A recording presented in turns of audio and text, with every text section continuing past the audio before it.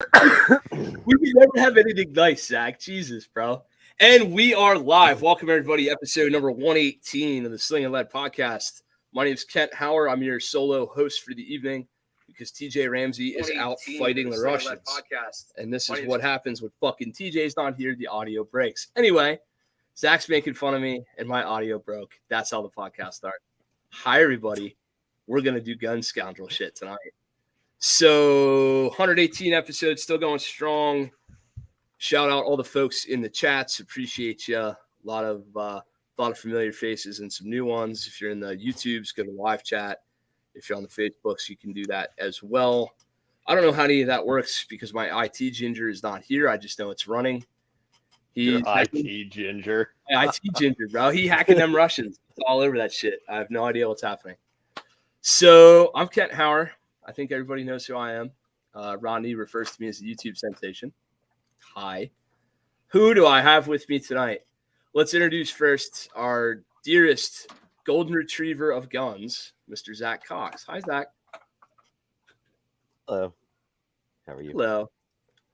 And the most infamous man in New England law enforcement, wanted in 7 states, 2 counties, and a couple countries, Mr. Dan Brady.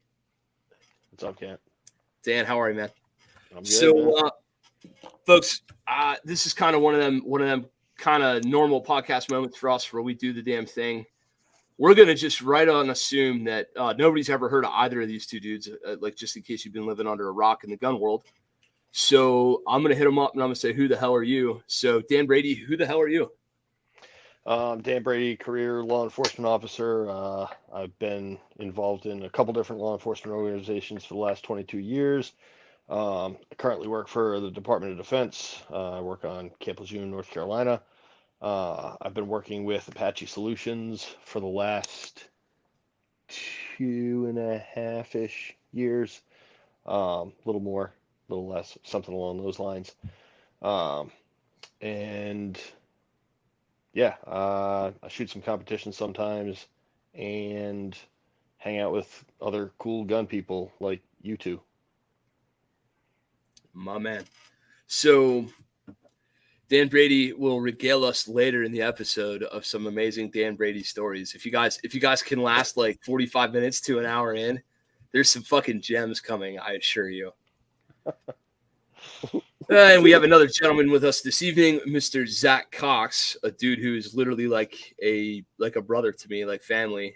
Zach and I have been doing this thing a minute now, and we've been hanging out for a long time. So, Zach, tell them who you are, man. Yeah, I'm Zach. Sold my business just recently. It was a landscaping business and gotten into the cattle business. Have a big farm and 100-acre farm in North Carolina and doing that and trying to be more self-sufficient, living a simple life. But been teaching, instructing at Apache for a couple years now and enjoying it, learning as much as I can. And yeah. So one of you tell me who Apache Solution is, because we're going to assume nobody knows. Who's Apache? Give it a whirl, Dan. Apache Solutions is self-defense company based out of Western North Carolina, Yadkinville, North Carolina, to be specific, about 30 minutes west and a little bit north of Winston-Salem. It's owned and operated by Marine Corps veteran Tim Kelly, who's medically retired sergeant, infantry dude, all around real nice guy, and pistol cyborg. He's one of the best self-defense pistol shooters in the country. Yeah, he's a fantastic teacher, and wonderful human being. No lies detected. Of course, Apache Frank's over there saying best training company in the country, and I told him I'd give him second best, but that's all right. We can duke it out later. No, in all seriousness, Apache Solutions is legit. Y'all should train there. It's a thing. Go do it now. And if you're not going to go train there with them, come train here with them, because we just had them up here this weekend. That's why we're having this whole conversation after all. We as we're given to do in the gun community, in the training community, we invite each other to like into our homes, right? So fuck Airbnbs and hotel rooms. Just everybody come sit on my porch and let's drink and smoke and talk and joke. And that's what ended up happening for the weekend, right? Yeah, I know. I rhymed that shit. I'm like the Snoop Dogg of gun stuff all of a sudden. I don't even know how that happened. No, you're not. I'm not. You're not. All right, fine. I won't be. No, you're not. No, you're not. But no, so we're all kind of like chilling on the porch, doing the chilling on the porch thing. And we literally, what ends up happening is we see each other about every couple of months. Not all of us, but like some representative of the various businesses. And, you know, me and Zach get together, me and Tim get together, or myself and Scotty, or who, like dudes from the various training businesses come together and do work for students. And what do? You sit around and talk shop, just like anybody else in any other industry. You go, hey, what are you finding? What are you seeing? What stuff can we get better at? We talk curriculum. We politely and pleasantly and ruthlessly steal from each other so we can give credit to each other and try to help, you know, push the businesses forward and all that stuff. Yep. And amongst all the silly shenanigans and everything, I kind of had something on my heart that I really wanted to get moving. I wanted to have this conversation, and I wanted to find an analog and a reason to push it forward, because it's been something that's been just kind of checking me a little bit and something I was making sure I wasn't fucked up on. And that's the concept of a gun scoundrel, right? So Hashtag gun scoundrel. Hashtag gun scoundrel. TM gun scoundrel. Pending, as a matter of fact. Good lawyers. Good lawyers are helpful. Always need the lawyers. Shout out to Jay Sprad. Shout out to TC. Tim Herron's in the house. What's up, Timmy? Love seeing you. Tim. Everybody loves a good Tim. So we're sitting on my porch. I mean, many of the men in this chat have been on my porch having these same kinds of conversations. And we've had some students recently who've well, quite frankly, for a lack of a better term, really needed us, right? And sometimes people think they're going to need you someday and are concerned and like, hey, that's a problem. Sometimes people need you right fucking now. Or yesterday. Or unfortunately, the worst case scenario is we need a time machine, right?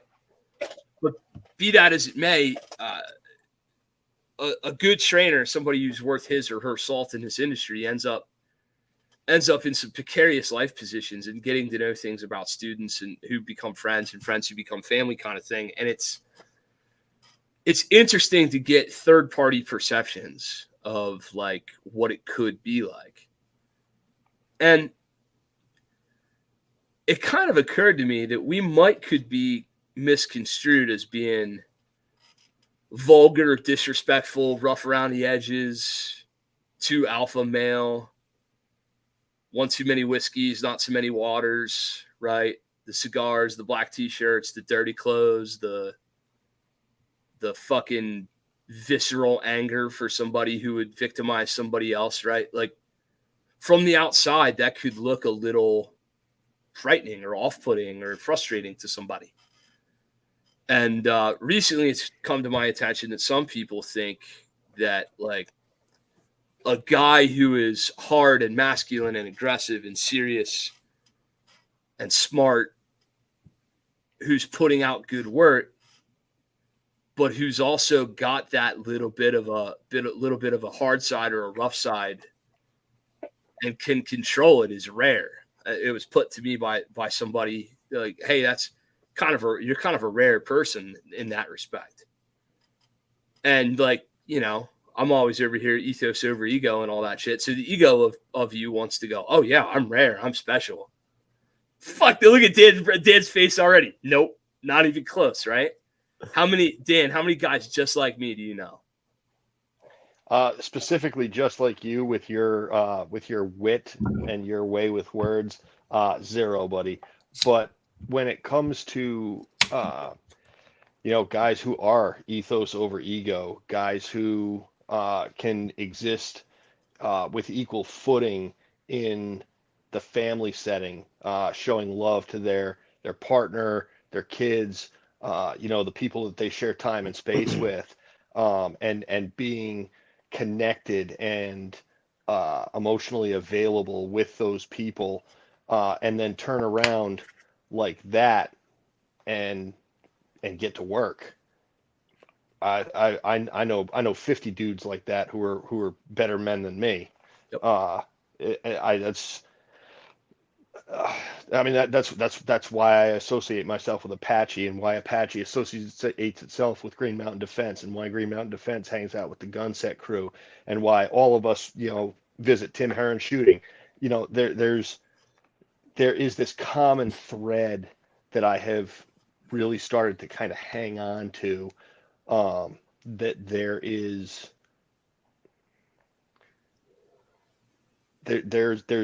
real people left in the world who aren't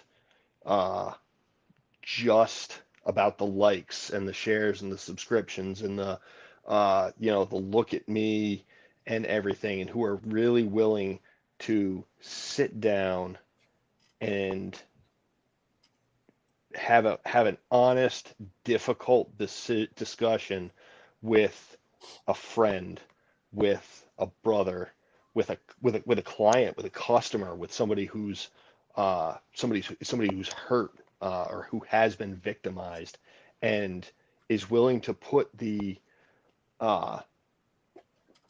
that image that a lot of people have of the trainers in this community, that spraying 100 bullets in a second, and just wailing down A zones, and put all that aside, and connect with somebody as just human beings, and show care and empathy, and because if you don't actually care about your students, and you're just running them through your mill, I mean, some good can certainly come of that, but I mean, I think there's plenty of dollars to be made out there, and I care more about the individuality, the future, from the moment that they leave my class, or the moment they leave your class, to the next day, to the next day, to the next day, not strictly so that they'll come back and see me again, but so that they can continue to push their good out in the world. Absolutely, man. That's a solid way to put it. Yeah. So the whole hey, man, I know 50 men better than me, right? My immediate instinct in a conversation like this is that that imposter syndrome, right? Like, oh, me, please, fuck. So, we sat and we talked through this, and we talked really aggressively and in depth about the social contract of gun scoundrels. And this is what I want to put out here tonight, because we got a mess of them in the chat, right? Dude after dude after dude after dude in this chat, all the same exact kind of guy. And it's interesting that I don't think we actually, first of all, Lord knows I ain't your daddy, and I'm not here to tell you how to be, but I think maybe what we could do as an industry is do a better job highlighting those parts of ourselves. They exist. They absolutely exist. And every guy I know, they exist in depth, that at least every guy I give a shit about. Don't let me mislead you. There's actual scumbags in every industry on planet Earth. Guns are no different. But by and large, the people who spend their time, especially in the defensive community, who are put here on planet Earth, I'll use tonight as an example, because a 60-some-year-old lady is convinced that there's no way she can run a shotgun to defend the house. And I'm like, oh, really? Let's do that shit, because it's totally possible, and we can show you something. The people who spend their time doing that and come out to help people, by and large, tend to be pretty good. So we want to set forth a social contract. We want to set forth kind of like a guild, or maybe a code of conduct that we can all hold each other to. And this is, don't make any mistake, this is done. This is, we check each other constantly. We point each other, we hit each other up and say, hey, you're fucking up. I love you, Zach. Your face just said it. It's okay. We all do it, right? You'll get 10 on me. Always. I promise you. Hey, bro, you're fucking up. We need to fix this. And it happens, right? So I think we need to do a better job in the social contract piece, doing two things. Number one, expressing this vocally amongst ourselves, because it's a thing we do where we'll just kind of like shake each other's hand, give you a bro hug, and hey, I love you, dude. And that's like a thing that's easy to say or make like sound cool or whatever. It's another thing when it's met. And I think we could do a better job putting this out and showing John Q. Public, potential client, media, politician, whoever might be out there judging us, just really who we are as people and specifically here as men, right? So I wanted to do this podcast with a couple of better men, and I found two of them because they were sitting on my porch. So like pretty easy, right? Like, hey, let's talk through this shit. So I'll use this example, and I'm going to shut up, and I'm gonna throw it to Zach. But I ended up having to work. Dan rolled in my place on Thursday night. I ended up having to work on Friday for a little bit. It's just as the cookie crumbles kind of thing. Dan ended up just kind of being at the house without me. Like, I had to leave. I left my wife and toddler son in the presence of let's be real, a fucking meat eater lunatic. Like, let's just call it what it is, right? Like, I mean, that's a compliment in the best sense around these parts. But here's this dude who's, there's plenty of Darth Vader in him, and he, like, you might be hanging out with Anakin right now, but your boy's got some fucking immediate switch flip in his heart. Not to mention, like, leave your wife in the house with a better looking dude and see what happens, right? So there's always Stop it. Don't even start, right? So it's kind of one of those deals where I was out working, and one of my friends was like, "Hey, so what's going on at your house? I saw an extra car there or whatever. Some dude from North Carolina or whatever. Like, what? Like, who's at your house right now?" I'm like, "Oh, don't worry about it. It's just one of my gun scoundrel friends." It's like, "Oh, so like they know each other." I'm like, "Nah, fuck no, dude. They met last night." And people are just like, "You did what?" I'm like, yeah, it's fine. It's fucking damn Dan Brady, man. Like, not a second thought about leaving my son or my wife or any family member. But yeah, damn Dan Brady in Dan's company. And moreover, when it got brought up to me, it didn't even cross my mind until it got brought up. And then when it got brought up, I was like, wait a minute. I wish a motherfucker would today. I wish today would be the day. Because it'd be the best of both worlds. I wouldn't have to do any of the work, but I'd still get all the security camera footage. It'd be fucking fantastic. You just watch fucking T-Rex up here go mad ape shit on somebody. You're ridiculous. Would it not have been a cool circumstance, right? Oh God. So that's the thing. Like, we have a guild, we have a brotherhood, we have a universal unspoken bond among men that we can trust our families, our sons, our daughters, our businesses, our clients and students, right? If you guys don't realize how much thought we put into who else we expose you to, you're nuts. And we have that unspoken ability to judge that character amongst each other. And it's just an interesting thing that I think we should flesh out and discuss more. So, Zach, I'm gonna hit it to you. What is a scoundrel? Because you texted me earlier and you're like, we can't call ourselves scoundrels. Yes, you said that. You absolutely said that. Well, I also said haha, and then I was like, you said, well, it's the opposite. It's the thought, or the people think things and don't know who people are ever. And thinking about a gun, okay, a lot of the community and the world and people think that, oh, you own a gun, you're a bad person. You're a scoundrel. You're a rascal. I love the word rascal, by the way. But you're a scoundrel. You're a bad, evil villain. Yeah, thanks. You're a bad person. But at the same time, it's like you're seen as so many different things. But until you, I guess, have a conversation with that person, and it doesn't even matter about the gun. It matters about life and everyone. In the group text with Dan today, I won't go into any detail, but like, just we were talking about what does it mean to be a man, and well, they were. I was just kind of quiet because I was loading up cattle, and it was a mess. Building new fences, and it was fun. But how do you know who someone is until you actually have a conversation with them? We start out with all these preconceived notions about everyone. Hey, that guy's wearing orange pants. I don't like him because I don't like orange. I mean, okay.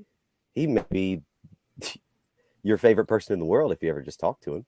He may be the next Kent Howard, Dan Brady, Tim Kelly, any of the guys from Apache. Like, you build friendships, brotherhoods, and someone you think is a scoundrel, in actuality, could be your brother or your future wife, or who knows. It's tough, man. It's hard to find that balance, though, of not to judge. We judge people normally as humans, but at the same time, like, we all deserve grace and love and friendship and second chances and everything else in between. But I I mean, don't know. moreover, we teach question, people to though. judge people, Yeah, right? I agree. I mean, we talk about It's a lot of pre-assault ingrained. Yeah. So it's interesting how guys that come to this come from kind of a common thread, right? There tend to be a couple commonalities. One is some sort of service-minded heart, like guys that have done something for someone else at some point, whether it's a church thing or literal military service or med work or whatever. Guys who end up doing this tend to have done work for the benefit of others in the past. The guys who are good at it, and there's plenty of like fucking pretenders or whatever too, but the guys who are good at it can show up and do it cold, like without question, at any time, be called upon and come out and perform and do the physical hard skills well. And not only just do the physical hard skills well, but have the mindset to go along with that, and just the raw fucking, oh, hey man, you picked the wrong one. I don't know who you thought you were talking to, but the ability to flip that switch. I would submit to you, man, that like when the world's gone real shitty and you need help and you need somebody to be that, the feeder instead of the receiver, right? Like the person who's going to push back instead of just take. I want that fucking person to be kind of a scoundrel. You know what I mean? I want a little fire in that person's belly. Dan, you were talking about sociopathic tendencies this weekend and with Timmy, and how that's not all bad. Like, expand on that, would you? Despite my upbringing in United States Marine Corps, I can read, and I do a fair amount of it. A good bit of that, thanks to our good friend in the chat, Dr. T.C. Fuller. And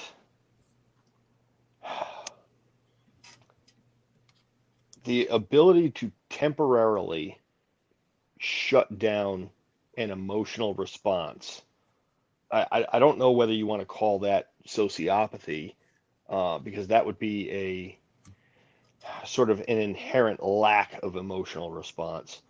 But I think having the tendencies to be able to deal with the business aspect, whatever the business aspect happens to be. There are plenty of captains of industry who show plenty of sociopathic tendencies.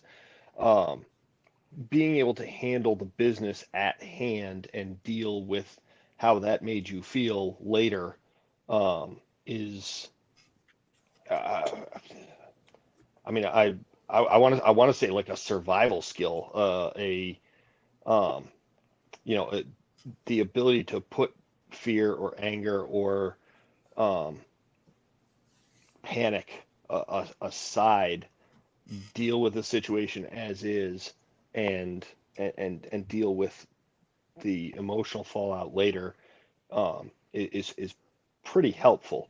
I will caveat that by saying, if you don't deal with it later, it's going to have some very long-term ramifications. Yes, sir.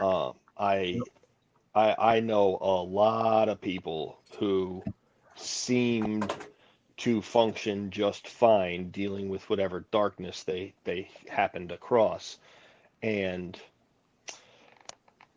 it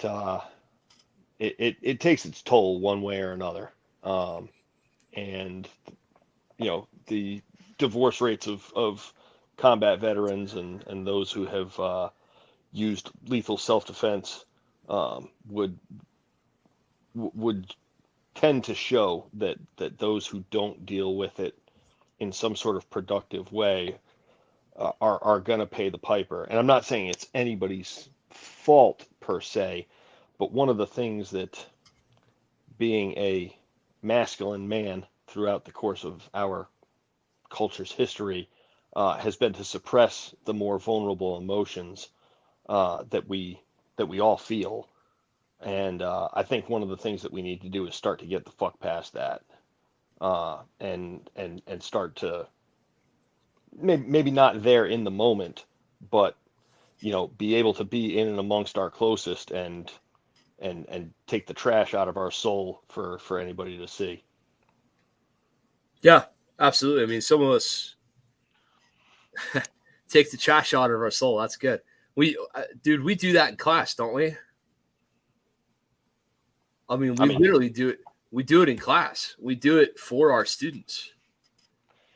I think if you don't use appropriate examples, especially when you're talking about students of some level of reluctance, people who have come to you in a time of need rather than a time of interest, I think those are people who really need to see the softer aspects of what makes us gun scoundrels.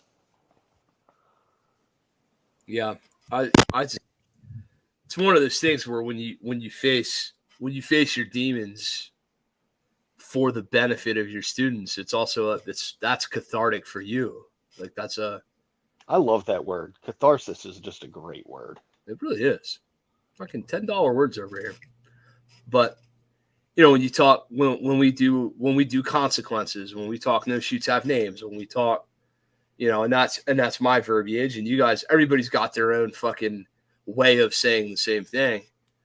But when you guys work through your muzzle aversion shit, you talk about, not flagging people with I won't give the drill away, but it's the most childish, amazing fucking muzzle aversion drill that like it's literally the best thing I've ever seen for muzzle aversion. And it's so goddamn fun. Simple, and I'm sad I didn't come up with it, but I promise you I'm stealing it.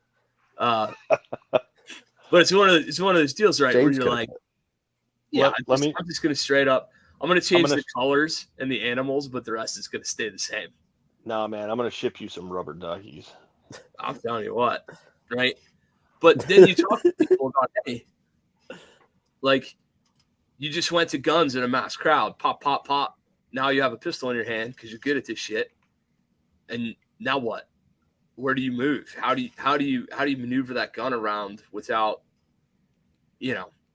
smoke checking some third party that has nothing to do with this? That's a valuable lesson. And we put ourselves on that line, and we kind of let the beast out a little bit for the benefit of the students. I mean, I watched Dan Brady victimize 12 people in fucking role play this weekend. And I'm going to tell you right now, he don't have to act because you are an absolute criminal, my friend. You fucking stay on the ground, fatso. I'm like, oh, damn, he just called my man fat. Dude. Like, holy shit. Like, man, why are you going to put that out there? Why are you going to put that out there? It happened. We got video. And he did, because I have it on video. You're like, stay on the ground, fatso. And I was like, hop. Man, but you're right. He was so scary. I was in character. Like, I was in character. Scenario. I know, dude, but I don't care. I was like, oh no. I was just like shaking. I was like, he's gonna kill me. It's a fake gun. He's gonna kill me. Convincing, right? It was fun. Convincing, it was right? Very convincing. But look at the people Look at the people who went through those scenarios. Like, there's a motherfucker of a warrior in that group. And what did he do? He died fighting, right? I mean, my man Simeone, he's like, I know, bitch. I will turn this muzzle up. I'm gonna hold these chips and water bottle, but I'm gonna still kill him. Yeah. I'm in a convenience store. I got my chips and water bottle. I ain't no bitch. I'm going one-handed on your ass. I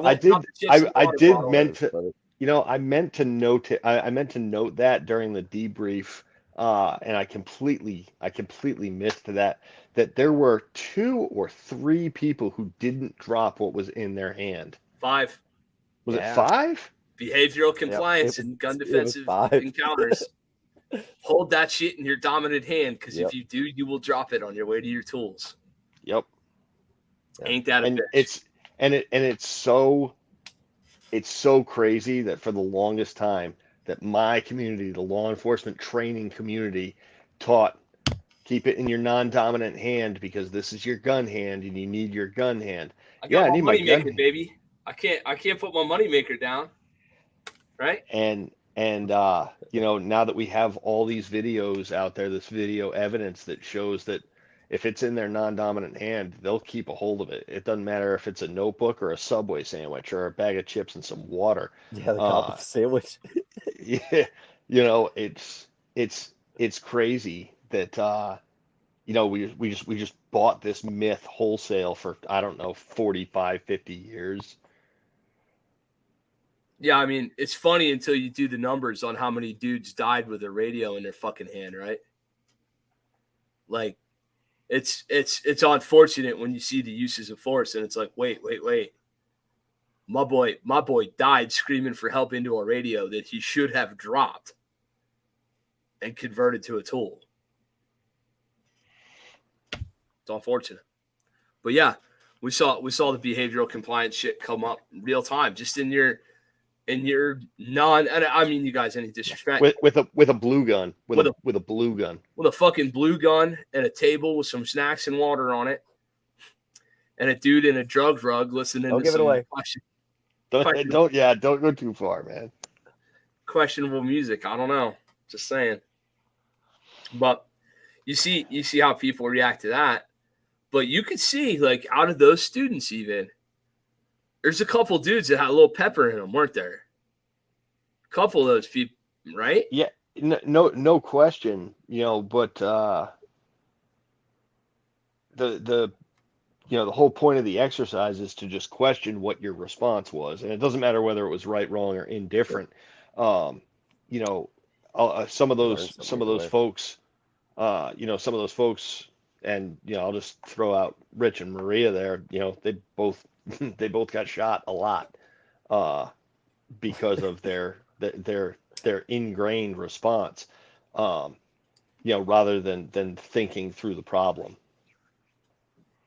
Yep. And then there's the opposite of that, where there's not enough of an ingrained response and people freaking. They freeze. I took a fuck it day on Monday, right? And I took my kid for a hike.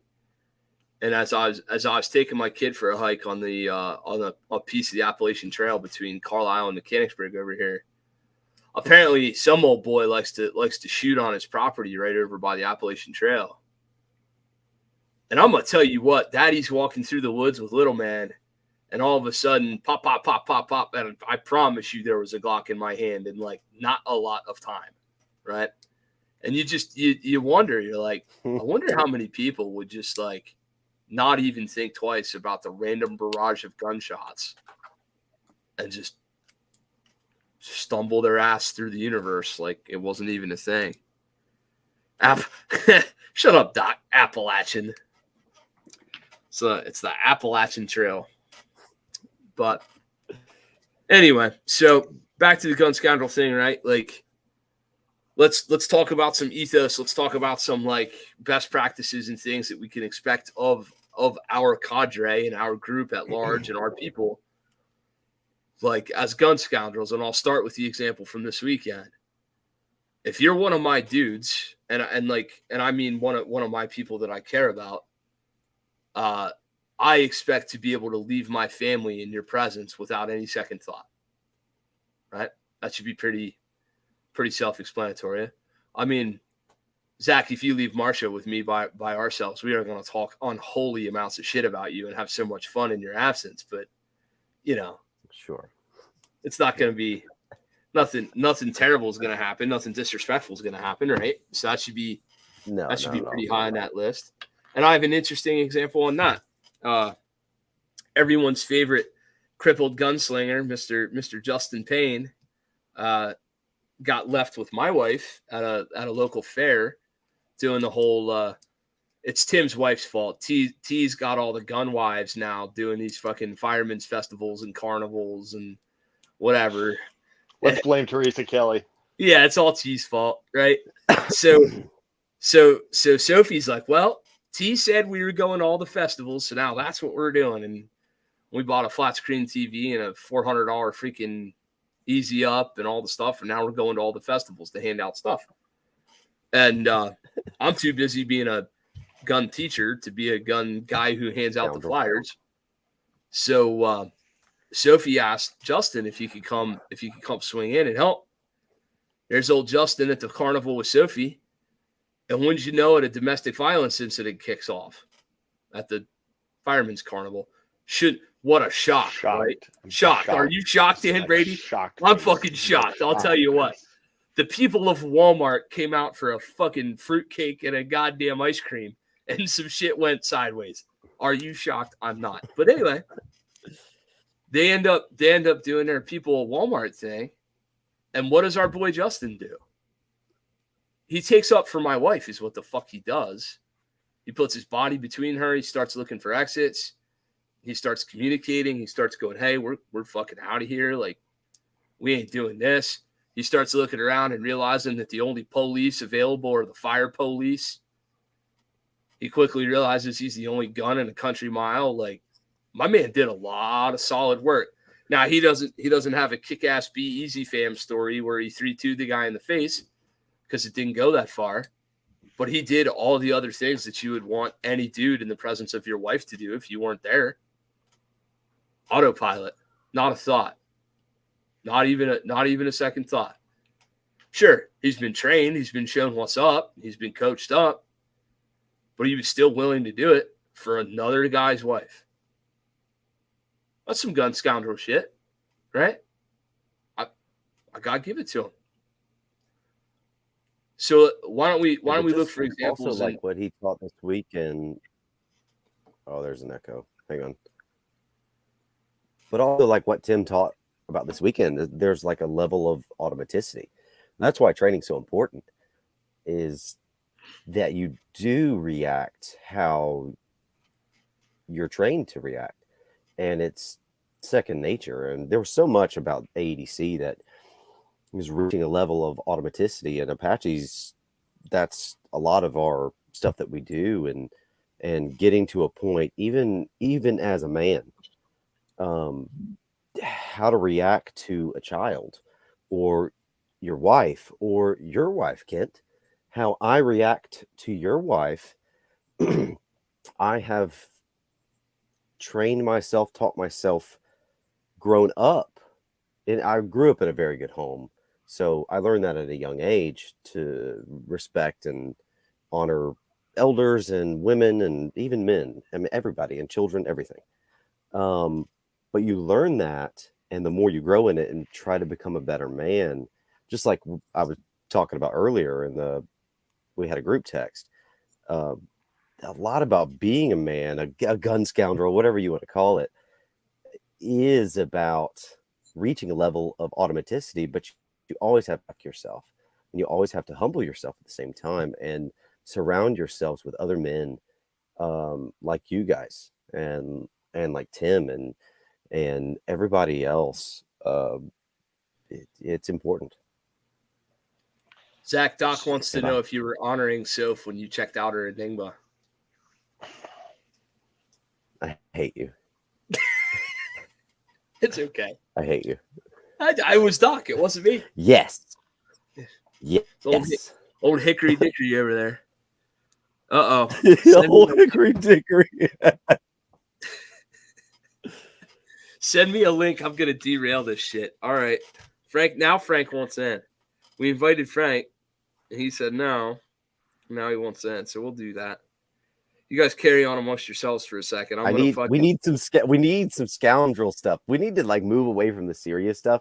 We need like 5 minutes of explaining it, and then we need to actually like prove that we're scoundrels. All right, well, you go Dan. first. You act You like go the first. dead over there. You go first. Go ahead. Dude, we talked about lollipops this weekend. No, Oh my God. all right. No, we're all not right. going into that No. story. No, bro. Oh, I know. No. No, please don't. We can't. But I got Dan to liven up. Yeah, we can't Go ahead. possibly talk about that shit. Let's just Give us say something funny, Dan. So Let's get into this. one of the things you just said about humbling yourself, I think that part of being a gun scoundrel is willing to take the humbling from your peers. yes. When your peers are like, It's tough. hey dude, you're fucked up. You need to listen right now. Or in a less serious matter, maybe some people take some creative license with an actual event that occurred and retell it at your expense. I know a couple people who are like that. Why, Mr. Brady, I would have no idea what you are referring to, sir. I couldn't possibly. Oh God. No, Yeah, but you make a solid point. I'm fully about humbling yourself. It's been a lesson that has taken repeated beating into my head. Again by my good friend TC Fuller. He's really good at it. God, he's good at it. But the holding each other accountable, and I don't want to kind of really go into any details. That is the worst view of Frank ever. the audio quality without TJ has gone so far fucking downhill at this point. Yeah, my bad. There he is, Superman himself. What's up, big guy? Hello, everybody. Couldn't help myself anymore. I told you needed to start on this shit. We needed a fourth. Yeah, well, I was working on fun projects and such, and I couldn't help myself. Yeah. All right, go ahead. Go ahead and continue. I'll interject you in just a minute. Okay. So I don't know how you want to phrase this, Kent, when you write our bylaws for gun scoundreling, but the willingness to hold and be held accountable to our fellow gun scoundrels. Yep. Absolutely. That shit. It happens. Very recently, a man that means an awful lot to me was having a problem with another man that means an awful lot to me. And that shit got fixed. Like in the most fucking appropriate way possible. That shit gets fixed, right? You sit down, you look at each other, and you go, nah, we ain't fucking walking away from this. We gotta fix this. That's the way that shit gets done. That's how it is supposed to be. Or hey, bro, like I know you got class rolling, and I know you're feeling it, and I know you're not where you want to be. I'm gonna tell you right now, like let me talk you through some shit to get this class back in order. Or I gotta tell you, dude, that shit you're trying to work on ain't working in your favor, or whatever it is that you need to be able to tell each other. Like we need to be able to tell each other as peers. We need to be able to tell each other as peers without any social repercussion, just immediate acceptance that at the very least it's coming from the right place. I mean, I might be wrong, you might be wrong, what have you, but at least there's an attempt in goodness here. And I truly believe that from everybody that I would anybody that I'm gonna dub a gun scoundrel and let into the club and send a T-shirt and a fucking God knows what else too. Like, yeah, right. Like there's for sure some T-shirts coming. We know that. But that's a good point. The willingness to hold accountable and to be held accountable. And the willingness to hold yourself accountable when fucking nobody's looking, right? Because, the shit that's done in the dark is what shows up in the light and all that good jazz. Like, hey, how did everybody on here get to be really good tool users with handguns? I don't know. Shitload of dry fire, maybe? Like, Old Frank. Yeah, shut up, Zach. Shut up, Zach. Never done part of my life. Yeah, whatever. Yeah, okay, Zach. That's fine. I understand that there's a TACCON bet on the line that you're about to lose because old Frank's been putting in all kinds of work. Right, Frank? Oh, no, Frank. Why don't you just go ahead and explain to him how you lost that bet? Well, I haven't officially lost this bet yet, but so I got baby number 3 on the way. It was supposed to be delivered like a month before TACCON. So you'll have the Pampers figured out. You best show up. He's forfeiting. I'm not forfeiting. I'm not going to. Oh shit! Now one of you's being a scoundrel about this, and one of you is not. And I can't believe Zach's the one being a scoundrel, and old Frank here. It's okay. You need to tell me that your wife and new baby child are more important than a weekend of gun shit. I have been known to spend more money on less important things, so we'll just leave it at that. Hey, I'm gonna interject here. Kent, I was present for a conversation between these two guys when this popped up, and Frank made mention of his willingness to spend $1,000 on a plane ticket to fly to Texas just to beat Zach's ass for $100 bet. You can't either way, so it doesn't even matter. I'm gonna check a gun in the airport. I'm gonna get an Uber. I'm gonna come my ass down there. I'm gonna outshoot your motherfucking ass, and then I'm gonna get back on the plane, and I'm gonna leave with your $100 minus $1,400 of my own dollars. That sounds exactly like Frank. Now that is gun scoundrel shit. I will make you vice president of Scoundrels. Oh goodness! Hey, it's all good. All good things. It's okay. That's what he's doing. When Frank does that diversionary, like, it's all good. That means that's exactly what's happening. It's exactly what's happening. Zach, you're going to be standing there like, are you ready? Stand by. And from beside you, you're going to hear, you're going to be like, that is not Frank. You're going to turn over and there's going to be a dude standing there in a kilt and combat boots with some godforsaken revolver on his hip or who knows what shenanigans. Maybe a 50 cal. Yeah, just all sorts of shenanigans. It's been flintlocks here recently.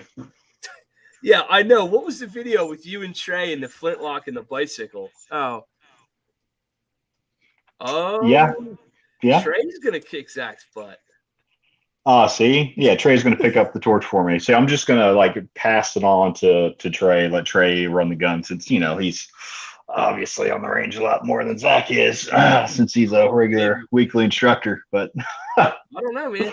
That's all I'm saying. For Zach, you can be like 6th or 8th in this competition when it happens because I'm coming. So there's that. So God bless you, dude. Everyone is gunning for me. I'm not. I got one person in my mind. Oh, fuck Kirk Black. Nobody gives a shit about no Kirk Black. No, I'm coming. I'm coming. Screw you. I got to beat myself. Where did Kirk Black come from? Rangemaster, TACCON, super duper awesome. Kirk Clark. Oh, I'm sorry, Kirk Clark, not Black. Kirk Black. Yeah, I was gonna say Kirk Black was not there. My apologies, Mr. Black. Wrong Kirk. Whatever, fuck him too. I'm gonna whoop his ass too. I'm coming.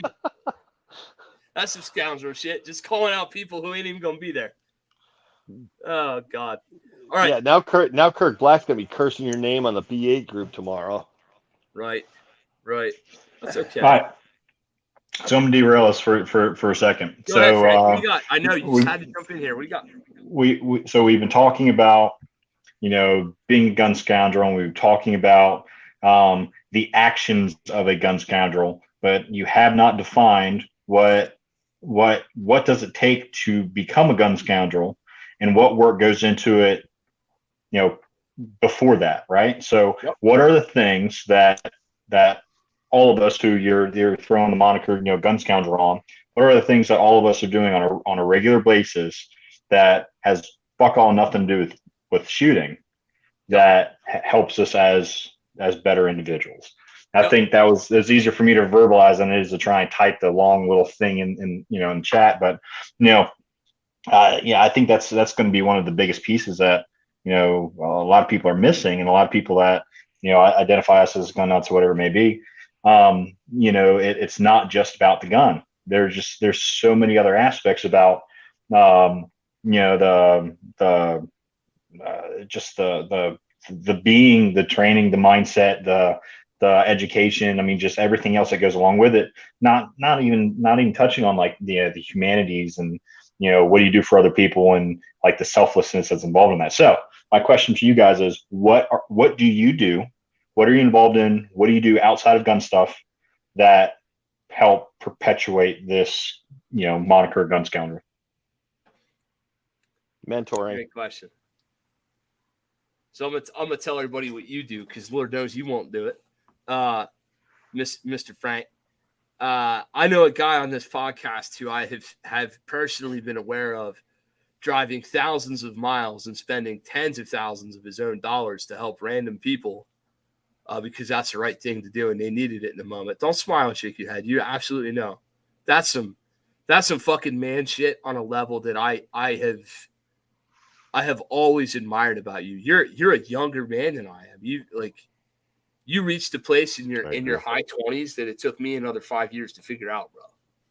That's some like mutual respect wise. I've seen you do more things for more people in the short couple 4 or 5 years I've known you, or whatever it's been now, than most of my friends I've seen doing their entire lives. So yeah, that's humanities and that's whatever else. But I also know that like when I get on the phone with you dudes, it's interesting. Like Frank, you and I were just on the phone not more than an hour and a half ago, and what do you hear in the background?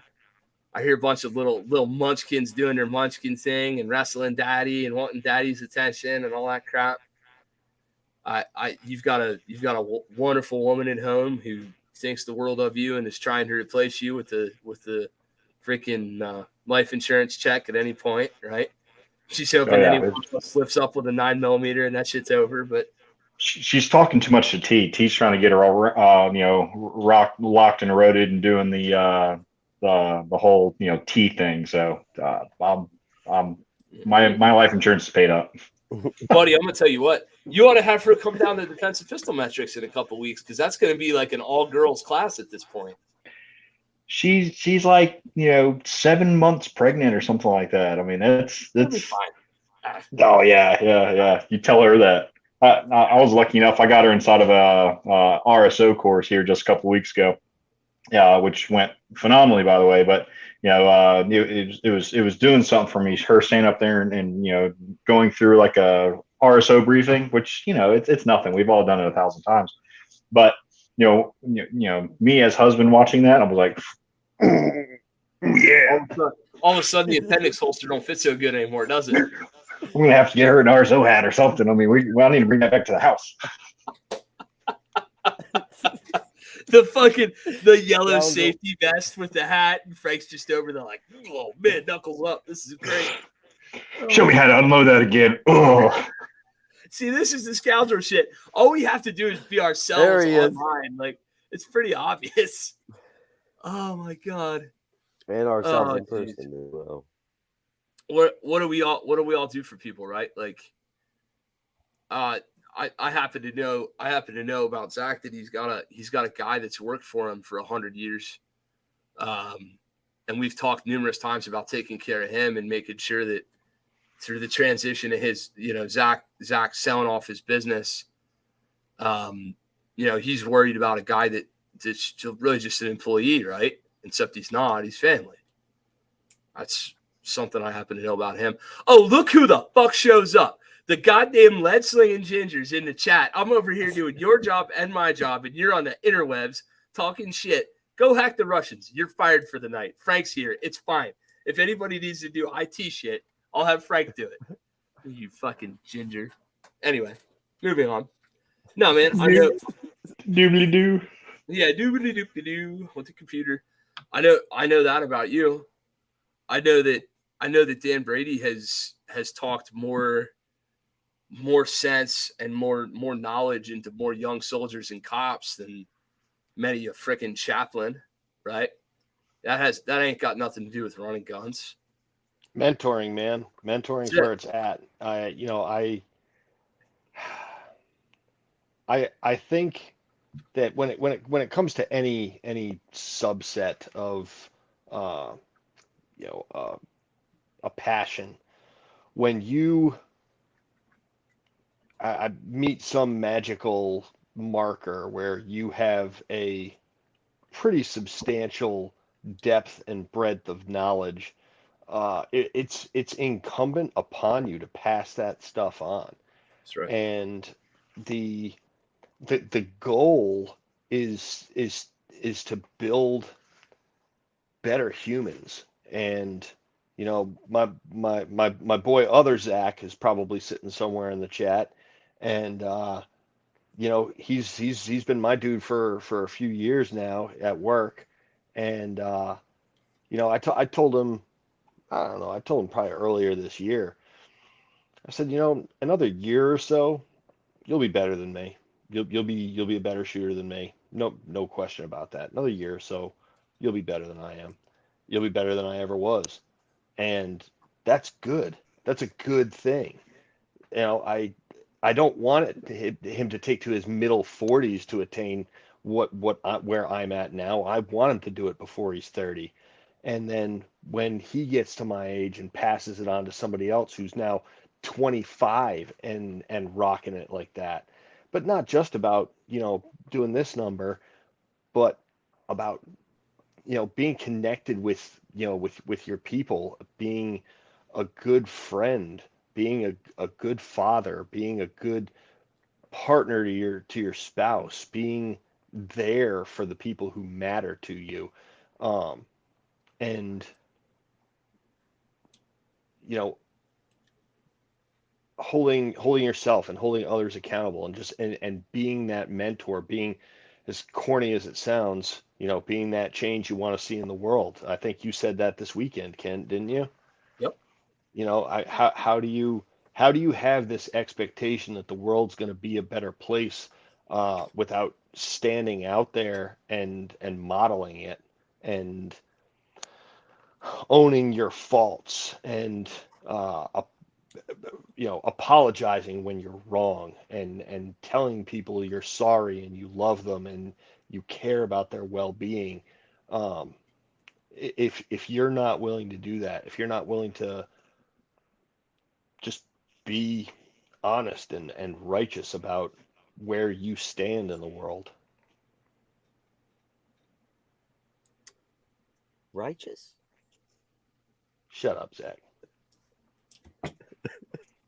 No, don't shut up, Zach. I want to hear it. We had that argument about righteous all weekend. You remember that?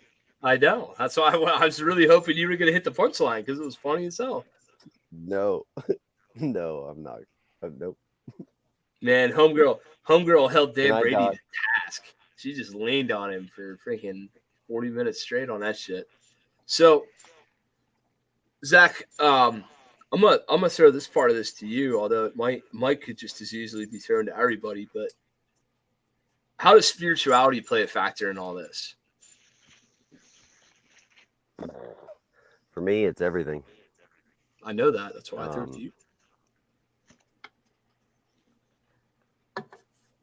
That's a really massive question. Yep. Not something that I can go into deeply because it would be weeks of it. And it doesn't matter what one really thinks or believes, like, good for them. For me, I believe what I believe, and sticking to it. No, that's also the beauty of being a man, being a gun scoundrel, whatever, is that everybody has their own life, the way they grew up, their beliefs, all that stuff. But for me, spirituality plays in to the core.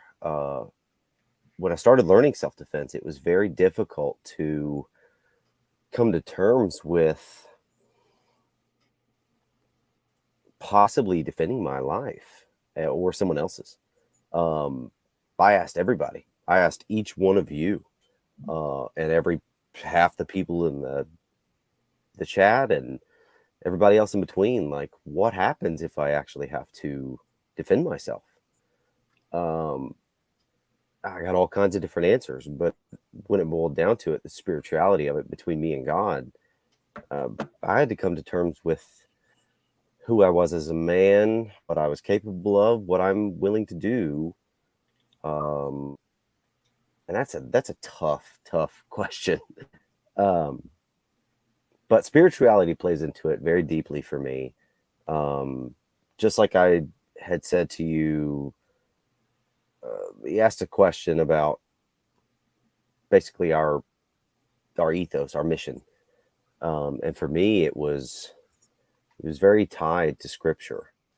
And it's First Peter 5:8, and walks around like a roaring lion, seeking everyone to devour. The devil's trying to devour everybody, and it's evil. It's everything. And my answer to that was, like, I'm training to defend myself against an alpha predator, and of course the devil is the most alpha. That's why I push and try to learn as much as I can, but I don't even know how to answer this question. It's very deep rooted, though, man. I'll save I you. really need to think about that. Yeah, no, please interject, because that's tough. So I think spirituality plays a huge role in that. So, whether you're agnostic, whether you're religious, whatever it may be, you need to be able to come to grips with what you're willing to do or not. You need to be able to set those boundaries. Whether it has to do with faith, whether it's like I said, if you're more of an agnostic type view, what you're willing to put your faith in yourself, or put your faith in man, or if you're looking towards a higher being, whatever it may be. My views align much with Zach's as far as I believe in God. I believe in triune God, Father, Son, Holy Spirit. Like Christianity. And so going along with that, scripturally speaking, if you do some study, there's really one unforgivable sin, and that's blasphemy. Outside of that, scripturally speaking, if it's one man's life versus another, if there's the evil who somebody's actively pursuing me, actively trying to hurt my loved ones, whatever it may be, I've already played that mental game. I'm prepared to do what I must, with specifically saying with what I have, with what I must. That doesn't mean I'm going to go out just because somebody transgressed against me, I'm going to pop a cat in their ass. But if it's something that I'm forced to do, if I need to do, then I'm going to do what I need to do. But here's the thing. So just like what Zach said, as far as he's gone to people and he's talked and whatnot, that was something that he's done beforehand. It wasn't something that he's done in the moment. It wasn't some whatever. He's at a stop and rob, and he's looking at the muzzle of the firearm. That's not the time to figure out what you're going to do and how you think about things spiritually. Like, it needs to happen far before then. You have a plan. You need to kind of go through those mind games and see, am I spiritually fit? Do I feel like I am right with my loved ones? Do I feel like I'm right with the Lord? Because every day when you walk out of that house, or hell, when you're sleeping in your bed, you don't know if that could be your last. So, I mean, there's absolutely a component of that. For many of us, a lot of our, whatever you want to call it, generosity or something like that, a lot of that stems from that, that belief in a higher being, or that belief in being gregarious, or, being able to share more of what you have, or pay a tithe, or whatever it may be. So, for me, it's really innately developed who I am as a person. And it's what continually helps guide me make the decisions that I make, right or wrong. Everybody screws up, everybody makes, piss poor decision, but, the overall arching theme is that my spirituality, my faith, my religion is what helps, keep that forward momentum. Oh, for sure. It's funny that people don't realize when you talk about being gregarious, being generous, and being, paying a tithe or whatever. It's when you do something like that for somebody, it's funny how the person in the moment can get caught up in the idea that, like, they don't realize the benefit that it brings to the person who's doing the giving. Hugely. What's that? Oh, hugely. Like I get more out of giving than I do receiving. That's just the way that I'm wired. I really enjoy being able to bless somebody else, whether they want it or not. And that's just the way I am. Like, if Zach goes, man, Frank, that's a really cool whatchamacallit, and I go, you know what, that is cool whatchamacallit. You're going to do better work with it than I am.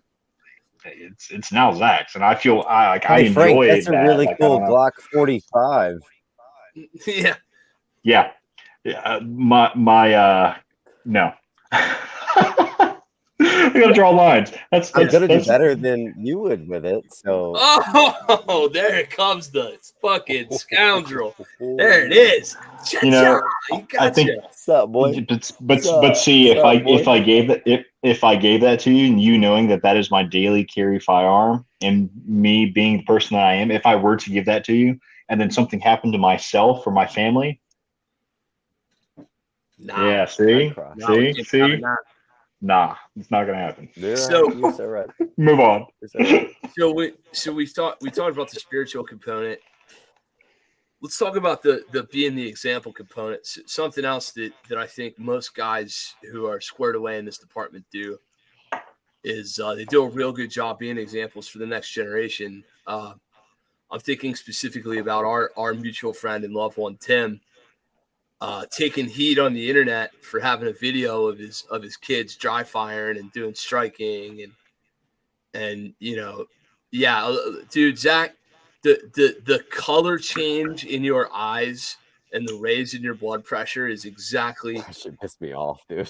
Oh, bro, I wanted to dive through the internet and find that motherfucker and nostril slam his face off his desk until he couldn't breathe anymore.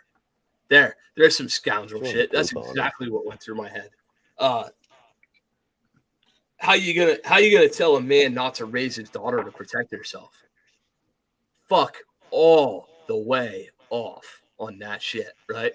But yet, here's Mr. Kelly doing the whole, I'm gonna be a good dad. I'm gonna expose my kids to this. I'm gonna expose my family to this. And I am dry firing with little James, and people look at you like you're absolutely nuts, and yet we're being examples. And we could talk about being examples to the little men that we're raising about, how to dry fire, how to fight or something, and that's cool.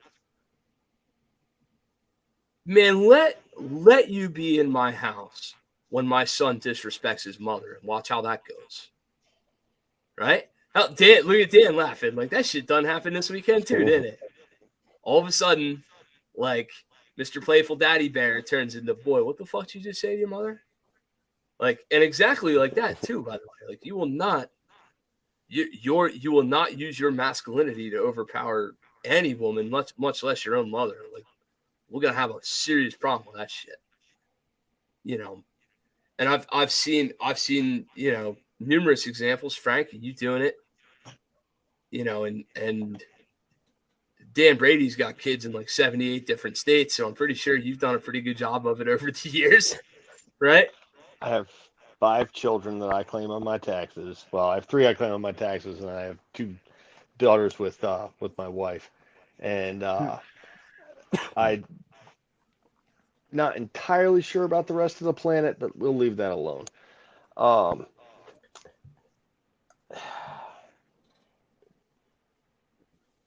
We're teaching children how to respect others. I would say borders on one of the most important things that you can possibly do. If not Yeah. the most. If not the most. Yep. And I think that's one of the things that is probably missing the most in society, is that this idea of a general respect, just treating people with a level of maybe conversational deference, sir, ma'am, just holding doors and just being polite to people. You can't say that anymore, Dan. Can't say that anymore. Let's leave the pronoun conversation alone for now. It's a fairly small subset of society. The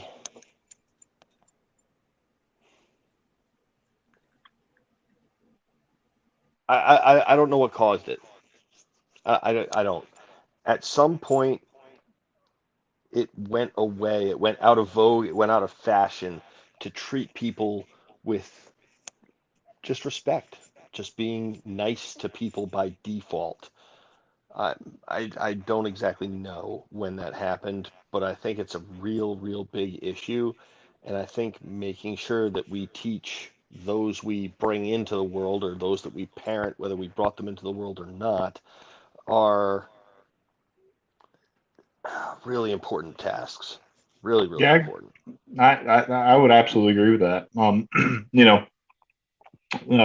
Starting with, and my kids are much younger than yours, but starting with, my daughter, yes, yes, sir, no, sir, thank you, please, just, those polite mannerisms, but that goes far beyond, as she grows and as she gets bigger and as she starts to understand, like, I cannot, and unfortunately, this isn't the proper platform, but, she did something spectacular this past week in school. She noticed that an adult was having a hard time. She recognized the adult had a hard time. None of her other classmates, made mention of it, and at least not what this adult had, mentioned. And she identified it, and she did amazing. She responded absolutely appropriately. And I cannot be more proud of her because of that. And she's 6, right? So I mean, there's just so much more, or she's going to be 6. There's just so much more that she's going to be able to do, moving forward. And and you're right. I mean, just those just holding the door open for somebody, being polite, things like that, not just immediately defaulting to asshole. I mean, there's a lot to be said, and there's a lot that society, I feel the society would be better for if we got back to some of those southern pleasantries, if you will. Now, I'm not saying like but I mean like genuinely mean it, like genuinely be pleasant to other people and genuinely like be nice and whatnot, not be nice to their face and then talk shit behind their back, like being a genuine person through and through. I mean, it's just it's unfortunate, the way that I feel like society's starting to move and society's starting to affect, the children of current day, because they're just, I mean, like I said, younger kids, I know it's kind of the, the age group that, I'm around most right now, but man, some of these kids are just absolute, nuts. They're just absolutely disrespectful, just absolutely vulgar, saying just some really off-wall stuff like as kindergartners, and you're like, good Lord Almighty, my son's not going to say that. It don't matter if he's in kindergarten or not. Like, it's just not. Yeah, it's not going to flow in my house. So I don't know. It's just, and I feel like COVID, the whole, being locked at home and all that, that's just made things worse. People are, I see them more now than ever, just absolute road rage. Saw an incident earlier today where one dude cut off another dude, and it was on from there. Just getting out of the car and banging on windows like the whole 9 yards. I'm like, all right, guys, I'm glad you're up there because you're not going to do that here. So I just had that happen to me today, Frank. Did you really? I was like, you're not doing this to me, are you? Yeah. Like, you about to get a live demonstration of Phil Groff's entire AVD curriculum in one fucking like I'm sitting there like partial concealed draw stroke, numerous avenues of exit and escape. Do not. Oh fuck, he's getting out of the truck. With something like that, like unless situation dependent, I think I'd be more apt to immediately default to John Murphy and just bless him with a spicy sauce. So we'll see. In nome del Padre, Figlio e Spirito Santo. Fucking all the pepper spray. No, dude, I was looking at my man, and my man was yelling some racial slurs, and he was upset. And he's coming at my vehicle. I'm doing the corporate gig, so I'm in this stupid like rental nonsense while they mess with my work car and whatever. Bro, he thought he was coming to screw with some like goofball in a basic white guy corporate car. And I'm sitting there like, please don't make me unleash the beast up in the middle of this motherfucker. This is not going to be good for this guy. And I'm just like, don't do it. Don't like, hey man, you're going to get hurt. Like, this is not going to be good for you. Thankfully it was able to super de-escalate, but golly, that road rage shit's getting real. People are acting a damn fool out there these days. They really are. Really, really are. Meanwhile, Frank had to bounce because he woke up his kids, so he had to stop that shit for 2 seconds. What else plays into the gun scoundrel mentality and mindset? What am I missing? All right, so what do we got so far? We've got mentoring, we've got spirituality, we've got accountability. Oh, let's do this. I'm sorry. I know where we should have went. We didn't go yet. How about actual skill sets? So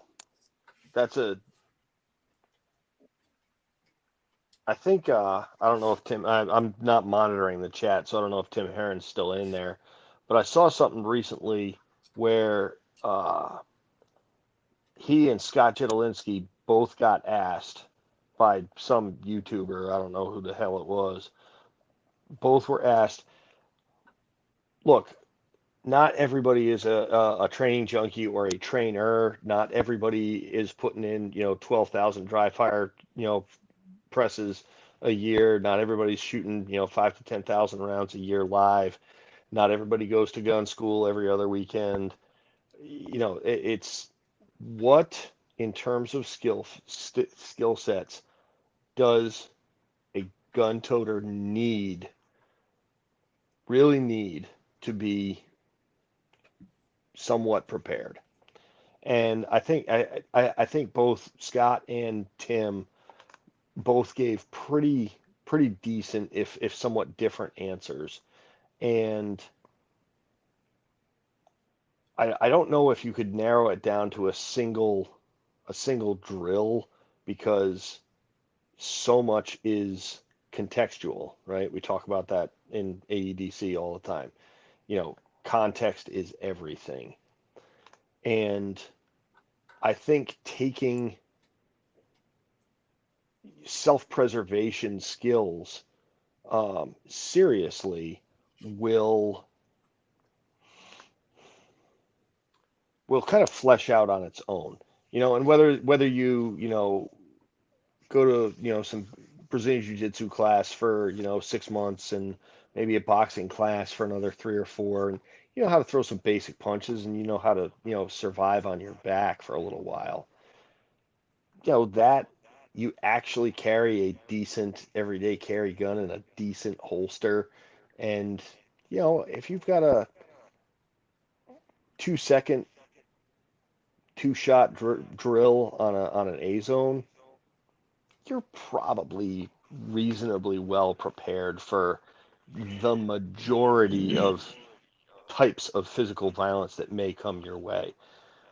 You add in some basic medical skills with how to apply a tourniquet, you actually have one in your car door or on your body or in a bag or something like that.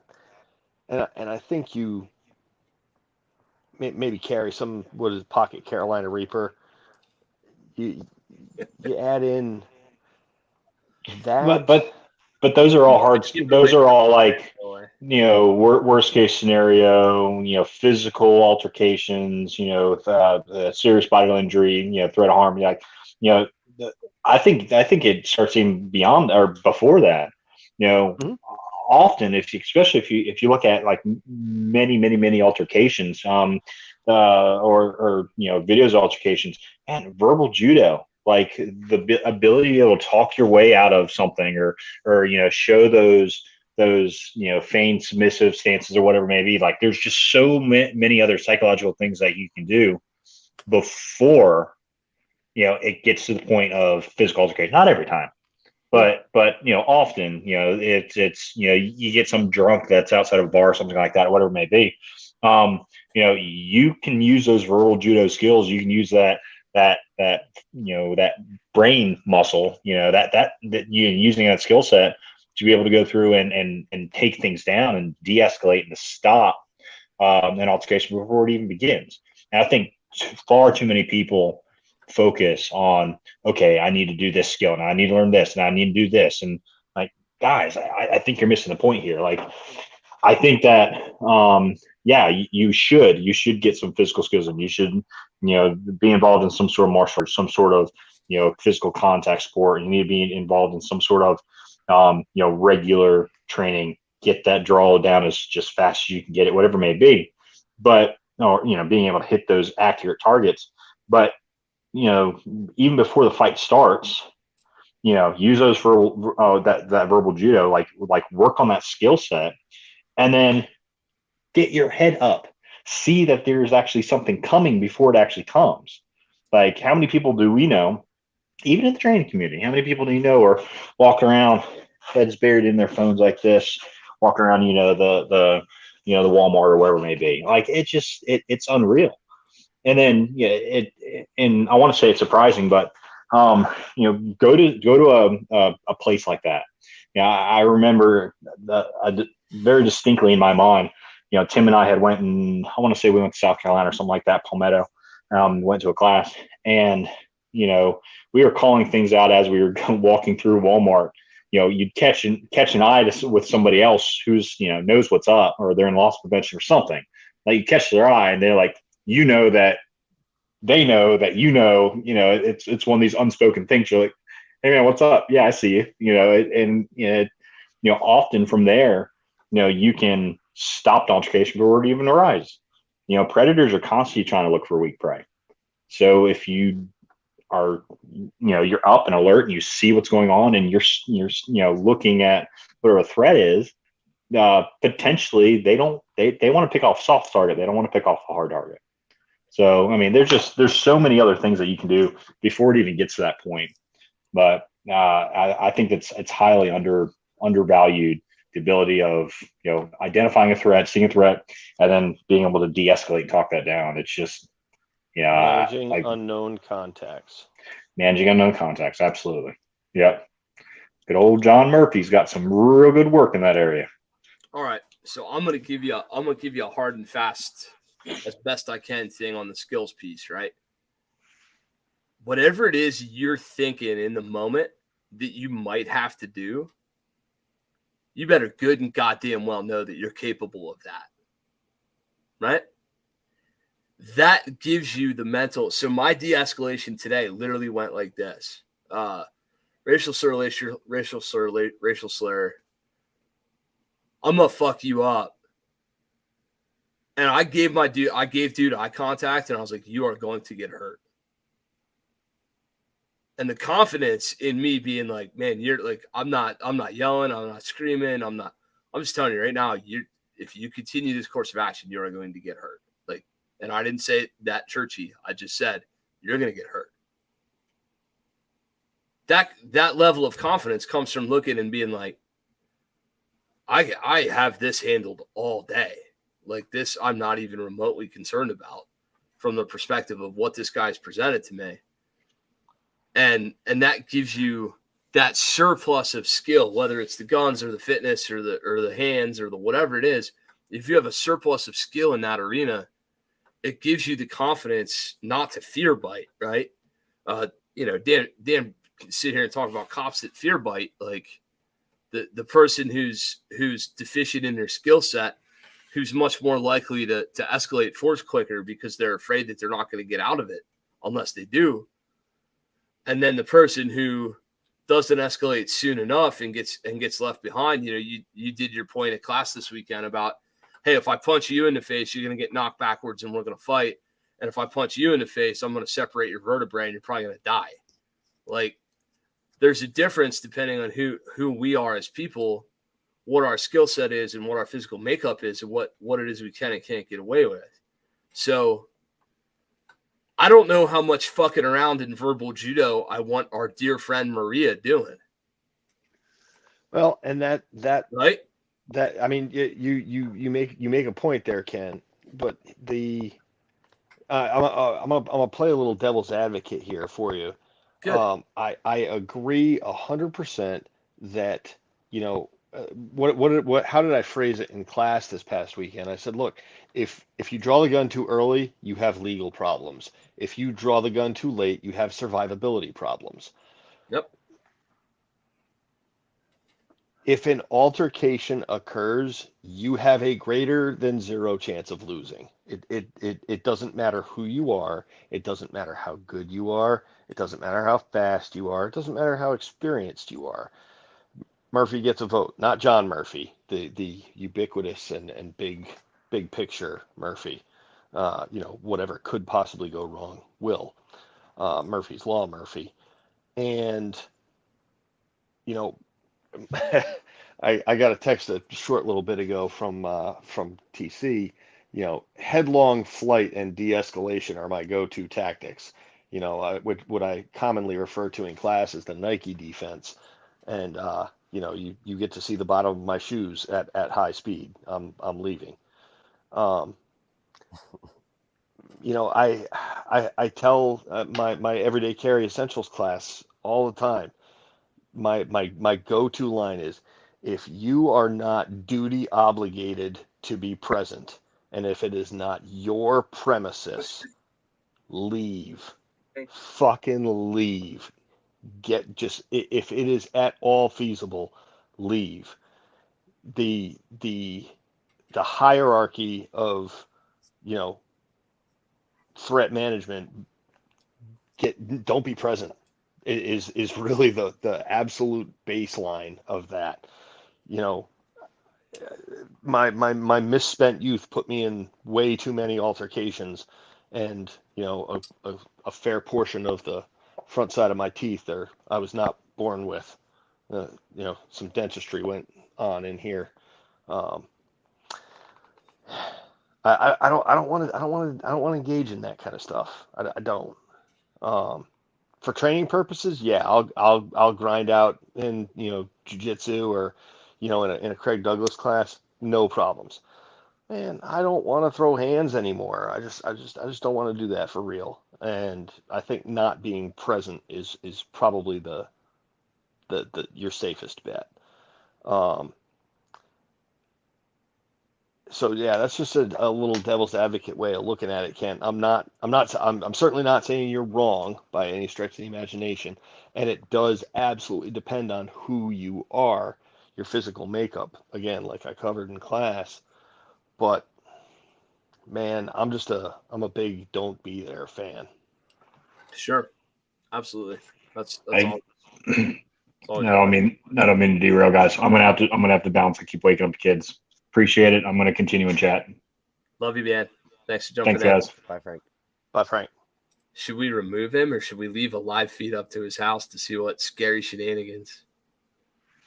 Out of here. He's out of here. Gone. Just like that. So Zach, I wanna hear a little more from you on your perceptions of leadership. And what I specifically mean, right, is we're talking about mentoring and we're talking about raising kids, and you're not in a position to raise your own kids yet, but if you're somebody who doesn't have kids, how much of an importance and impact do you think you have on your friends' kids? Huge. Oh, massive. Just like he said, huge. Kids are sponges, man. So I don't have kids, but I have kids. I take care of a lot of my nieces and nephews. They're my sisters and brother-in-law and all that stuff. They travel a lot, and my sister and brother-in-law are in Scotland, England, and all kinds of places for the next 2 weeks. We're taking care of their dog, and my two nephews are here. And I learned when they're babies, I don't know what to do with a baby. Like, what do you do? Just it's Tim Kelly. I don't know what to do with my hands.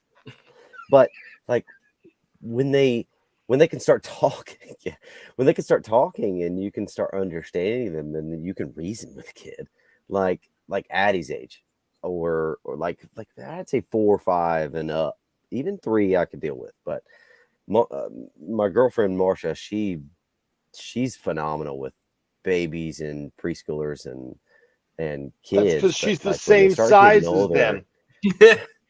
true. But when they start getting older, and I can actually reason with them, it's a huge responsibility as a uncle or a friend of you, Kent, for me to represent what you do as a man and as a father, and try to hold to those guidelines, truths, everything you do as a father and Soph as a mother. It's a huge responsibility as a man, because I am a man. I'm just talking about me, to uphold that. But also, sure, if there was a different type of family, whether they're Muslim or Christian or agnostic, whatever it is, as a Christian and as a man, pulling it back to spirituality, as a man that loves God and believes in Jesus Christ, there's a fine line. And for me, it's very difficult to. It's not very difficult. It's become more natural over the past few years because of my nieces and nephews. On helping my sister and both sisters teach and raise their kids, and my nieces and nephews love and respect me. They always come down and they're like, "Hey Jack, we want to play," and I'm like, "Okay, let's do something. Let's play." And it doesn't even matter about like, I don't have the time. No, I'm working on something. No, you make that time, because that's the kind of memories that stand out in a kid's mind. So it's a huge responsibility. I mean, just like when we were in the kitchen and James was on my back and y'all were all talking, and my ADD squirrel brain was just like, "Ah, there's a kid on my back, squirrel." And I was like, "Do do do do do do do." And I played with him, and I was listening to y'all and listening to like 3 different conversations going on, and I was just like, "Okay, I'm here." But it's important. It's crucial for you as a father, Kent, to be able to trust me, Dan, Tim, Heron, Justin, everybody that comes to your house. And you do trust them because you know that they are good men and that they are men and honorable men. We all mess up. We are all dumbasses and we do stupid things and all that kind of stuff. But to the core of us, you know who we are. And if I mess up, I'll make it right. And I'll humble myself if I have to, or whatever I need to do. But it's crucial. It's a tough thing. not I having think one of kids. our I think one of our go-to tenets amongst each other in the vein of what Zach was just saying right there is uh, we should never attribute to malice what can adequately be explained by stupidity. Yeah. Just That's a good amongst point. each other, because any of us can be an idiot at any point in time. No, Um, that's reasonable. and I Absolutely. don't think when it comes to how gun scoundrels treat each other, there's any malice involved. Um, No. No, they're sure right. So this is kind of something that means an awful lot to me that I want to continue to work through. Like, uh, I had a really solid male role model in life, and at times half of one, right? And I got to tell you, man, my son has already broken bread, and I counted before I came on here. Uh, through the training community, my son has already broken bread with 33 men who would make an amazing example to him moving forward in life. Ain't that some shit?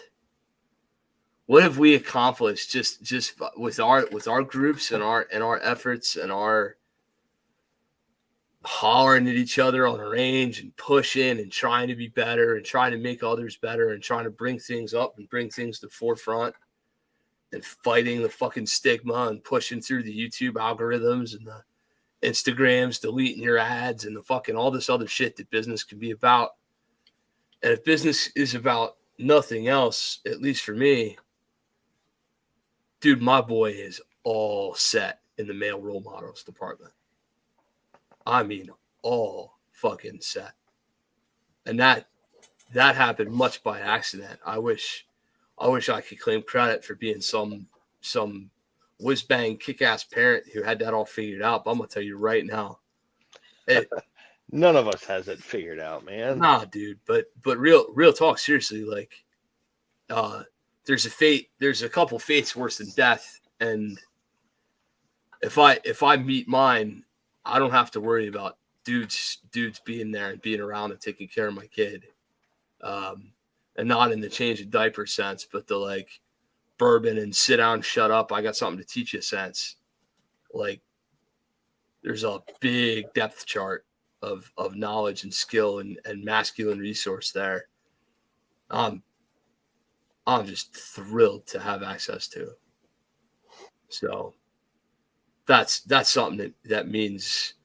So I mean, I wish Frank was still sitting here to be talking about it. But that boy's got men in from New Hampshire, Maine, and Vermont to North Carolina and Florida and Georgia and Ohio and back in a big goddamn circle that are all worth a shit.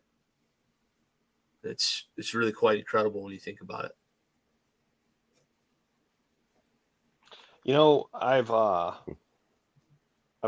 I've come to the conclusion about 1% of the people that I meet are worth extending that relationship past meeting them. I think 1% is probably a fairly accurate number. Probably less than 5% of that number are people I can establish long-term relationships with. But because I tend to be a rather gregarious individual, I keep adding one here and one there. And, I sort of lucked into, this community with Apache. And in that time, I've added a really large number in the last few years of really decent dudes. And I think one of the things that is another commonality. I don't know if it's a gun scoundrel thing, but it's a commonality.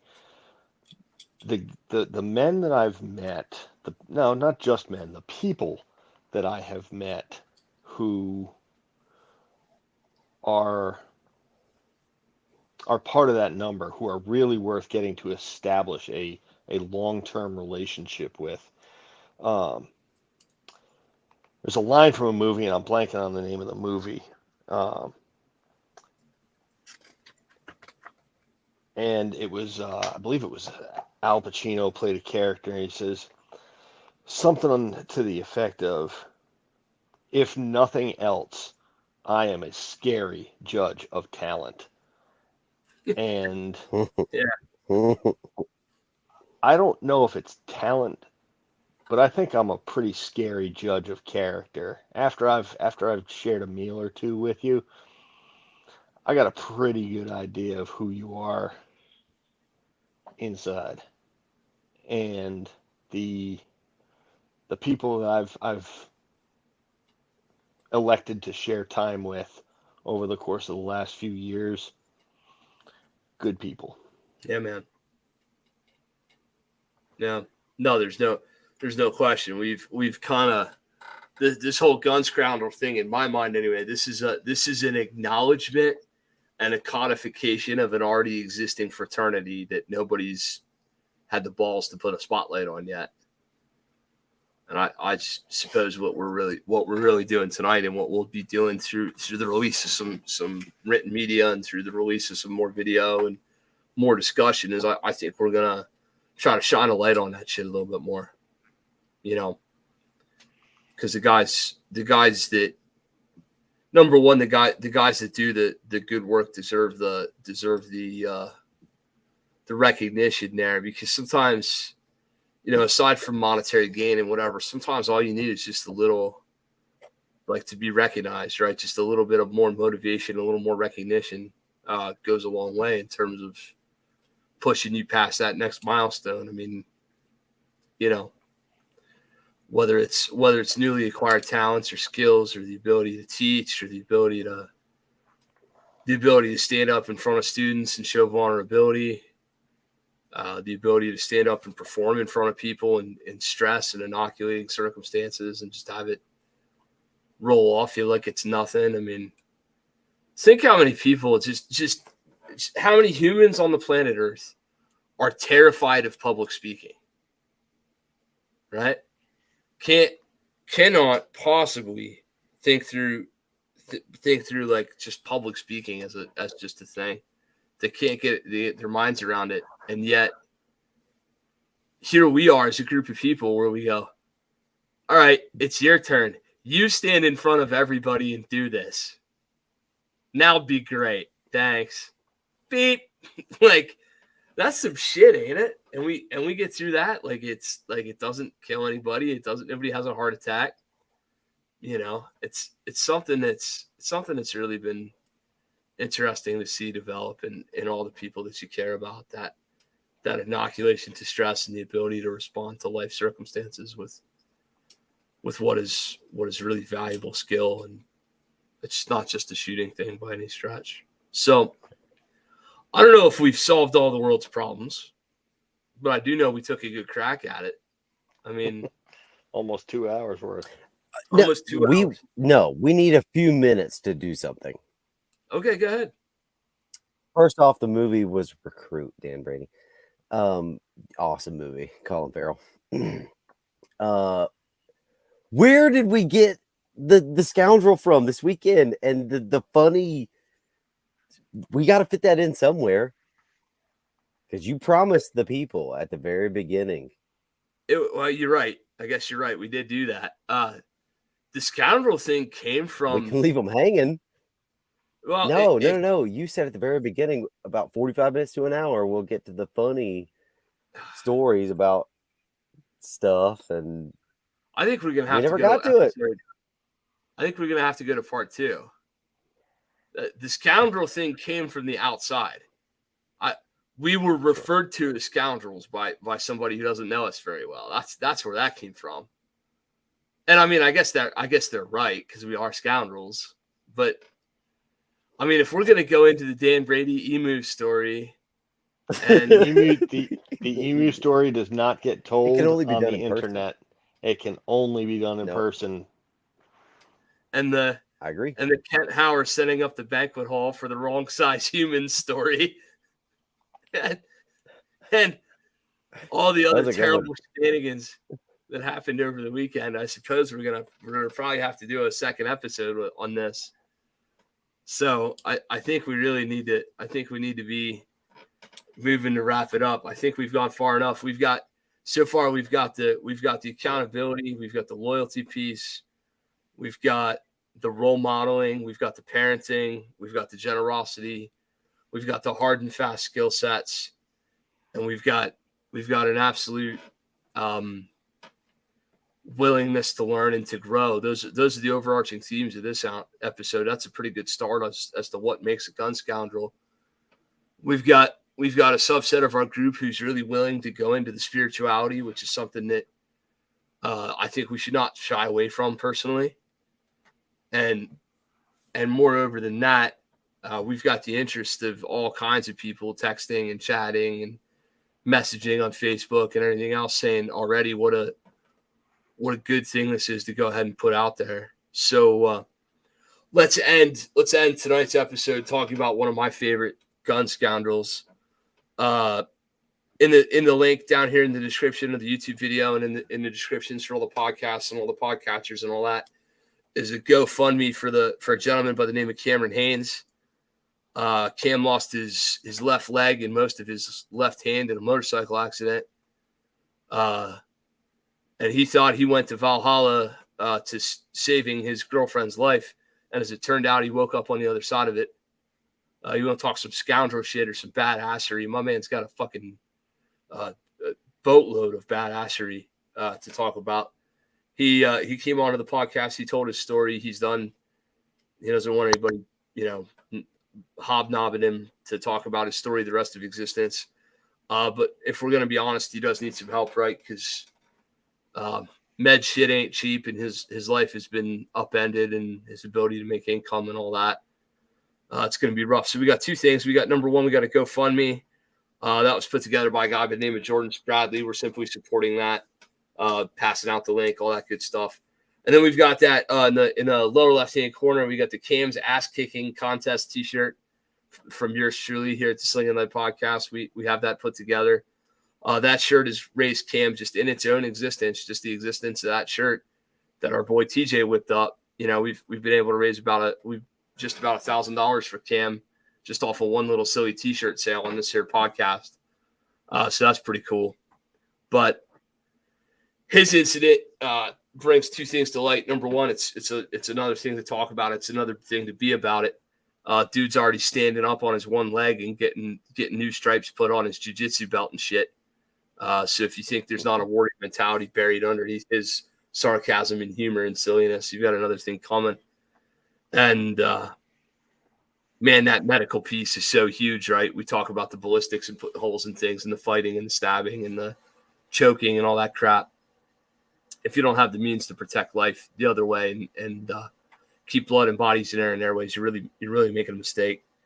So I wish everybody would just take us up on some of this information and knowledge and get out and train, get the medical piece, and do these things. So I guess what I want to do is I want to give each of you guys an opportunity to do your quick wrap up, say goodbye to the folks. Thank you both immensely for your time, right? And for one more weekend of sharing fellowship and fucking debauchery at my goddamn house. That was really appreciated. But Zach, what do you got, man? What do you want people to know about? What do you want to say to wrap it up? Keep training. Keep being better person, better man, better woman, better whatever you are. Keep being better and really work and build friendships. Humble yourself, admit you're wrong, build, grow, be prideful, own your shit, and have fun. Love you, That's buddy. about I'm it. really proud of you. Yeah. Mr. Brady, what you got? Zach said it pretty well. Just getting to be better. And that can take a lot of different forms. I've got this. I don't have time for it all, but I've got this whole big thing about the family you choose, and that's a big part of this. This is the part of the family I choose, and yeah. Come to my class at the end of the month, September, October. Do it in the dark out at Yes. Apache in Yadkinville. Hell yeah. We're Low light, doing it in the dark. good low light train. Not that, Zach. That's something else. Never mind then. I won't be No, there. this is low light class. Two 4-hour blocks of nighttime training, Friday, Saturday night. So anybody who's interested in some low light stuff, come to my class, and then come to Kent Howard's Green Mountain Defensive Pistol Metrics out in Yadkinville in the middle of October. 3 weeks, man. 3 weeks. Love to see you guys. There's a couple of you dudes in the chat that are down there in North Carolina. I don't have you registered yet. Let's go. It ain't full. It's full enough, but it ain't full. We're doing it either way, but I'd love to see the rest of these. Where should I train? www.greenmountaindefense.com/training is where you can find me and Justin and Hirsch and Miss Tessa. Golly almighty. I wonder where else folks could train. If you just went to greenmountaindefense.com and instead of training, you click the resources tab, you will find me advertising the ever-loving shit out of my so-called competitors. Here they are in my podcast, right? All these different training companies that we bring out, bring to light. 118 episodes full of guys and girls who do this for a living and who are squared away and solid at it. We mean it. Train with them. Get out. Put in the work. Please. Please, please, please. If you've not been victimized yet, I assure you, you don't want to be. And if you've been victimized before, you know what it feels like, and you're willing to put in the work to stop that shit in its tracks. Okay? We are here for you in every sense of every word. We're talking dudes who keep their phones on, dudes who stay vigilant and stay active, dudes who go there and do things for people that need them at the times they need them most, who are willing to put in the long hours on the range, who are willing to put in the curriculum development, who are willing to break their backs to make sure that all the shit they put out is super tight and squared away for the people that earned it and needed it the most. And once again, episode 118, I just spent 2 hours with two of them, right? Either of these two dudes can show you all sorts of things that will benefit your future survivability, and you should take the opportunity to learn from them. Gentlemen, you have my utmost respect and my appreciation for so much of your time. Thank you for being so giving of that, and thank you for being the men that you are and doing the things that you do for our community. Love you both. Guys, love yous. And we'll be clear someday when I learn how to work this fucking thing.